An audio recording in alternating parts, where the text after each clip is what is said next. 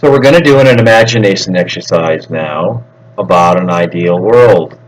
And for this, I'm going to ask you to trust me and close your eyes and just use your imagination as best you can.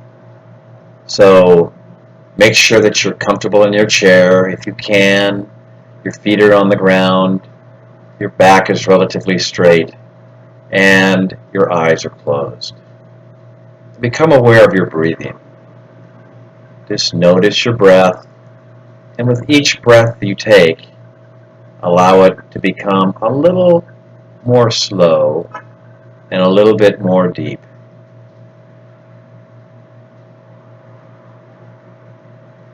With each breath, notice your body relaxing a little bit more. Noticing all the many thoughts you have, just letting them pass by like images on a screen. And now, become aware of your vision of a perfect world. If you could create a perfect world, what would it look like? What would you see around you? What would people be doing? In this perfect world, how would people be interacting? What kind of colors and textures would you see?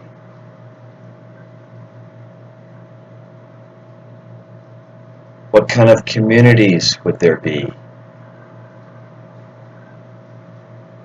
What would people's relationship with their environment and with each other be?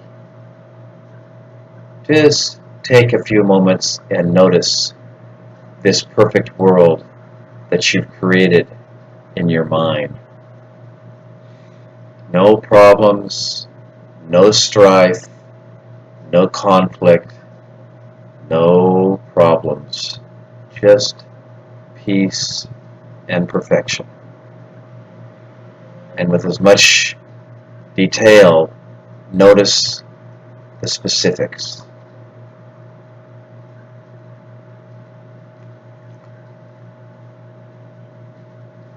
And again, become aware of your breath and become aware of your body and your seat in your chair and your feet on the ground and the room around you, and open your eyes and we'll take the next step.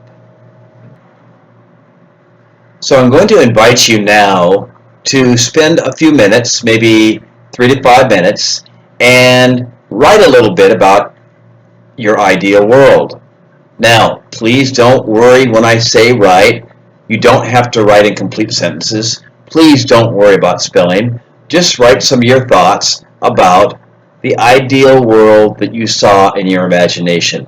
You can use single words, short phrases, or you can do something like this, which is using mind maps or bubble maps. Okay?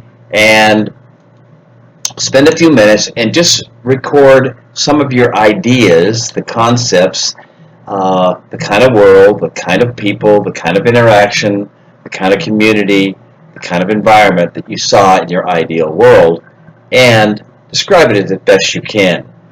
Now that we've had a chance to envision an ideal world, let's look at some of the things which block that world.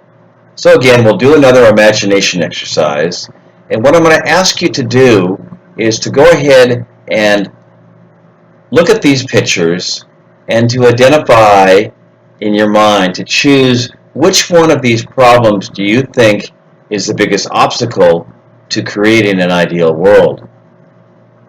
So again, look at the pictures or any other issues in the world, and then spend a few minutes writing. Again, don't worry about spelling and grammar and punctuation, just short words or short phrases, or do a mind map or a cluster map and record some of your ideas about what blocks this ideal world.